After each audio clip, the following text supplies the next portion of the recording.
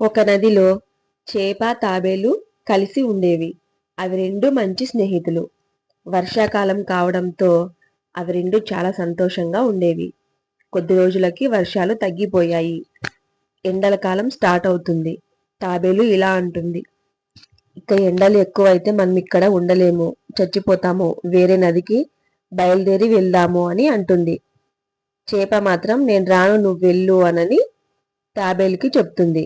తాబేలు అక్కడి నుంచి బయలుదేరి వెళ్ళిపోతుంది. కొద్ది రోజులకి ఆ నది అంతా ఎండిపోతుంది. చేప నీళ్లు లేక ఆ ఎండకి చనిపోతుంది. కానీ తాబేలు మాత్రం వేరే నదిలోకి వెళ్ళి చాలా సంతోషంగా ఉంటుంది.